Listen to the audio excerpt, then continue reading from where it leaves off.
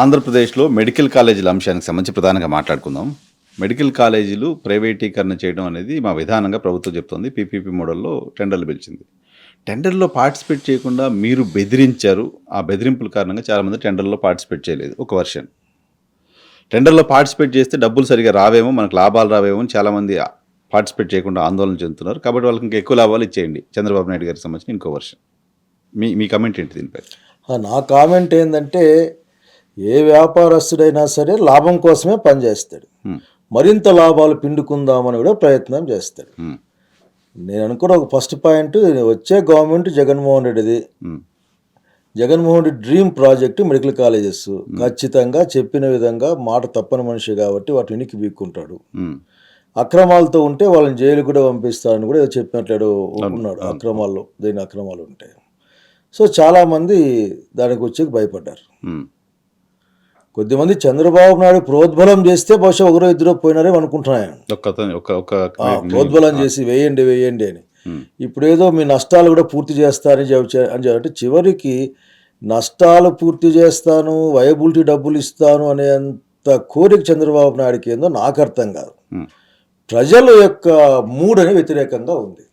So ప్రజల మూడును గమనించిన తర్వాత వచ్చేది వైఎస్ఆర్ కాంగ్రెస్ పార్టీ ప్రభుత్వం కాబట్టి రేపు పొద్దున ఇది ఉండదేమో మా దగ్గర అనే విధంగా చాలామంది పార్టిసిపేట్ చేయలేరు. అట్లాగే మేమేదో ఎవరిని బెదిరిస్తాం, మేము ఆఖరికి బెదిరిస్తే ప్రభుత్వాన్నే బెదిరిస్తాం ప్రజల యొక్క మద్దతుతో. ప్రజలు ఇంతమంది వ్యతిరేకంగా జాగ్రత్త అని వాళ్ళు ఇంక ఏ కారణము దొరక్క అట్లా మాట్లాడుతూ ఉంటారు. కాదు ఆయన మాజీ ముఖ్యమంత్రి డైరెక్ట్గా చెప్పిన మాట, ప్రభుత్వాన్ని హెచ్చరిస్తున్నా, ఎవడైనా వచ్చి టెండర్లో పార్టిసిపేట్ చేస్తే మేము రద్దు చేస్తాం, మిమ్మల్ని జైలుకు పంపిస్తాం. ఈ వార్నింగ్ ఓ ప్రతిపక్ష నాయకుడు ఇవ్వచ్చా? ఎందుకు ఇవ్వకూడదు? అంటే ఇప్పుడు తప్పు చేసేటప్పుడు అప్పనంగా ఆఖరికి గవర్నమెంట్ అంటే ప్రజల ప్రాపర్టీస్ని వేరే వాళ్ళకి ఇచ్చేయడం ఇంతకంటే దుర్మార్గం ఏడ లేదు. భూమి గవర్నమెంట్ ఇది, బిల్డింగ్లు గవర్నమెంట్ ఇవి, అక్కడ ఫెసిలిటీస్ గవర్నమెంట్ ఇవి, జీతాలు గవర్నమెంట్ ఇవి. ఇప్పుడు మళ్ళీ ఆఖరికి వైబిలిటీ ఖర్చు కూడా వాళ్ళ గవర్నమెంట్ ఇది. ఇంత గవర్నమెంట్ ఇది పెట్టిన తర్వాత ఎందుకు అడగరు? ఆఖరికి ఎవరికి ఇద్దాం అనుకుంటాడు ఇతను? దాంట్లో ఇతనుకున్న లాభం ఏంది చెప్పాలా. దీని ఏదో చేస్తా అని కాదు, ఖచ్చితంగా లాభం ఏదో చెప్పాలా. లక్షల కోట్ల వ్యవహారం ఇది, చిన్న వ్యవహారం కాదు. కానీ కరెక్టే, ప్రభుత్వంగా ఒక టెండర్ పిలిచింది. అనుభవం ఉన్న వాళ్ళు, అర్హతలు ఉన్న వాళ్ళు పార్టిసిపేట్ చేస్తారు. అది ప్రభుత్వానికి టెండర్లు వేసే వాళ్ళకి మధ్య వ్యవహారం. ప్రభుత్వం డెసిషన్ తీసుకున్నప్పుడు మీరు టెండర్లో పార్టిసిపేట్ చేస్తే మీ సంగతి చూస్తాను. ప్రభుత్వం చాలా డెసిషన్లు తీసుకుంటుంది, ప్రజలు వ్యతిరేకిస్తారు. ఒక్కొక్కసారి ప్రజలు ఏమంటారంటే, ప్రజల పక్ష నాయకులు ఏమంటారంటే, దీన్ని రద్దు చేసేంత వరకు పోరాడతాం. అసలు ఎట్లా వచ్చి వాళ్ళు అసలు విశాఖపట్నం ఉక్కుది మొన్న రీసెంట్గా చంద్రబాబు నాయుడు మాట తప్పచ్చు కాక, ఈరోజు బీజేపీకి లొంగిపోయి ఆఖరి నమ్మకాన్ని సిద్ధపడచ్చు కాక, కానీ చెప్పిన మాట ఏంది అక్కడ జనాలు, విశాఖ ఉక్కు ఎవడు రమ్మని చెప్పు అని చెప్పి అంటే అనకూడదా? అంటారు. అది ప్రజలకు సంబంధించిన ఆస్తులైనప్పుడు ప్రజలు అంటారు. ప్రజల నాయకుడు జగన్మోహన్ రెడ్డి. ఆంధ్రప్రదేశ్ రాష్ట్రంలో ప్రజల నాయకుడు, ప్రజల ప్రతినిధులు అంటే జగన్మోహన్ రెడ్డి మాత్రమే. చంద్రబాబు నాయుడు పెట్టుబడిదారుల యొక్క రిప్రజెంటేటివ్ గానే నేనే కదా అతనే గుర్తించుకుంటాడు ఆ విషయాన్ని. కాబట్టి ఇవ్వడం సమంజసం, చట్టబద్ధంగానే కదా. వీళ్ళ మాది ఇష్ట ప్రకారం జైలు పంపారు కదా, ఊరకనే అట్లా అట్లుండదు కదా. చట్టబద్ధంగా చర్యలు తీసుకుంటామని చెప్పాము. సో మేము వస్తే రద్దు చేస్తాం, ఓకే. వాళ్ళు వస్తే రద్దు చేస్తారంటే మనకెందుకు లేని, ఎవరైనా టెండర్లు వేయకపోవడం ఓకే. కానీ మేము వస్తే రద్దు చేస్తాం, మీరు వేస్తే మీ సంగతి చూస్తాం. అసలుకి మేము ప్రజల పక్షాన చాలా సీరియస్ కన్సర్న్ తోనే దీన్ని మీకు ఇది ప్రజలది, మీరు రాబాకండి అని చెప్పినాం. ఇది ప్రజలది, ఇది టెరిషరీ కేర్ని జనానికి ఇచ్చేందుకోసం. విద్య అన్నది ప్రాథమిక హక్కు కాబట్టి, అది పెట్టుబడి కాబట్టి నేను పెడతా ఉన్నానని చెప్పి. అసలు నిజంగా 3 ఏళ్ళే కదా ఆయన పరిపాలించి, కరోనా కదా అర్థమవుతుంది. మరి దీనిలో కూడా అసలు చంద్రబాబు నాయుడు నిస్సిగ్గుగా ఎన్ని అబద్ధాలు ఆడతాడు. మొన్న ఆయన నారాయణ అనుకుంటా, ఆయన మాట్లాడతాడు, నీళ్ళు ఎత్తిపోసేదానికో నీళ్లు నిలబెట్టుకునే దానికో 440 కోట్ల రూపాయలు ఇస్తాను. ఆయనే కమిటీ చైర్మన్, ఆయనే రాసుకుంటాడు, ఆయనే చెక్కులు ఇచ్చుకుంటాడు. దాని నీళ్లు ఎత్తిపోసేదానికి కాడ, లేదా నీళ్ళు నిలబెట్టుకునే దానికో, లేదా నీళ్ళు గుంత కోసము. అట్లాగే యోగా డేకి 330 కోట్లు, 40 కోట్లు. మళ్ళీ ఇవన్నీ పెడితే మెలికలు అయిపోయేది కదా. నరేంద్ర మోడీ గారు వచ్చిపోవడం వల్ల ఈ రాష్ట్రానికి వచ్చిన ఒక్క మేలు ఏది చెప్పండి నాకు. ఇంత మట్టి నిండా నీళ్లు, ముంత మట్టి తప్ప, మొహాన్ని కొట్టిపోవడం తప్ప. కాబట్టి చంద్రబాబు నాయుడు గారు దాన్ని గమనించాలి. అసలు దాదాపు 2,50,000 కోట్లు అప్పు చేస్తే అందులో 2,000 కోట్లు పెడితేనే అయిపోయింది, మొత్తం అయిపోయిండేది. మొత్తం కాలేజీలు అయిపోయాయి. అయిపోయేది. అది కాకుండా మనసులో దుర్బుద్ధి ఉన్నప్పుడు ఇంక ఇట్లే ఉంటుంది. ఏంటి దుర్బుద్ధి? ఎందుకంటే ఎక్స్పెక్టింగ్ సమ్ బెనిఫిట్ అంతే.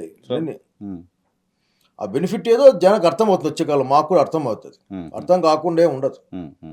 99 పైసలకి ఎకరా భూమి రియల్ ఎస్టేట్కి ఇచ్చే పరిస్థితి ఉంటే అందులో ఉన్న మతలబ్ ఏదో అర్థమవుతుంది, అర్థం కాకుండా ఉండదు కదా. కంపెనీలకి ఇవ్వడం ఓకే, రియల్ ఎస్టేట్ కంపెనీకి ఇచ్చారు కదా. సత్వాకి వరకు ఇచ్చినట్టు. రియల్ ఎస్టేట్ కంపెనీకి నువ్వు ₹1 పావులకు అమ్ముతావే, వాడేమన్నా మనకి ఇల్లు ఏమన్నా ₹1 పావులకు ఇస్తాడా? మరి వ్యాపారం అంటే దీనికి అందుకే మొన్న ఆయనకు ఒక అవార్డు కూడా వచ్చింది, ఈజీ డూయింగ్ ఏదో అట్లా ఏదో ఉంది బిజినెస్ విపరీతంగా. కనుక ఈ దేశంలో ఉన్న పెట్టుబడిదారుల గుంపు అతనికి అవార్డు ఇచ్చింది ఆఖరికి. సో పెట్టుబడిదారులైనా పోనీ చంద్రబాబు నాయుడు మా పక్షాన ఉన్నాడని అనుకుంటున్నారా? అంటే అతను వాళ్ళ సీఈఓ అనుకుంటారు వాళ్ళు. మరి అనుకున్నప్పుడు వాళ్ళందరూ వచ్చి పెట్టుబడులు పెడుతున్నారని చంద్రబాబు నాయుడు గారు చెప్పిన అంటే 20 లక్షల కోట్ల రాజశేఖర రెడ్డి గారు అసెంబ్లీలో ఇదే చంద్రబాబు నాయుడు గారు ఒక మాట చెప్పారు, ఏ కాంట్రాక్టర్ కూడా దేశానికి లాభం తెచ్చి పెడదామని చేయడియా, లాభాల కోసమే చేస్తారు, మనం గట్టిగా పని చేయించుకోవాలా అని చెప్పారు. కొద్ది కాన్వర్జేషన్ కొద్దిగా ఉంటుంది. ఇప్పుడు అదే లాభం వస్తుంది, రేపు నష్టం వస్తుంది 3 ఏళ్ళ తర్వాత అనుకుంటే ఈ 3 ఏళ్ళ ముచ్చడికి ఎందుకులే అనుకోవచ్చు.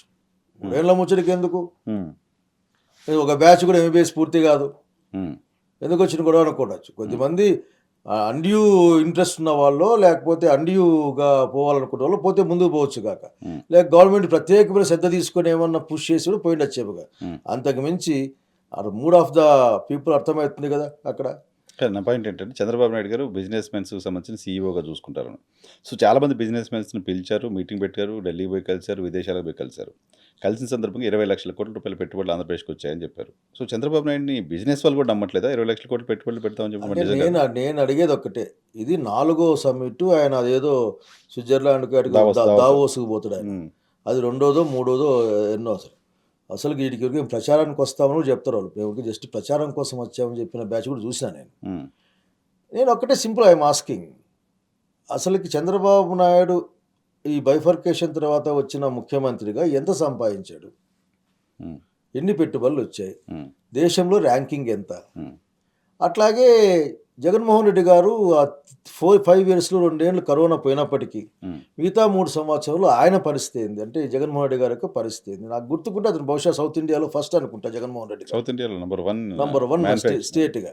తయారీ నేనేమంటా అంటే ప్రకటించు, 3 పెట్టావు కదా సమ్మిట్లు, ఎన్ని వచ్చాయి, ఎన్ని భూమి మీద వచ్చాయి, భూములు తీసుకొని ఉంటారు, భూములు తీసుకొని వీళ్ళు ఇచ్చిన ప్రకారం భూములు తీసుకొని కంచెలు వేసుకొని ఉంటారు, ఆ కంచె మీద స్ట్రెస్ పాసెస్ ఆర్ పనిష్డ్ అని బోర్డు పెట్టింటారు.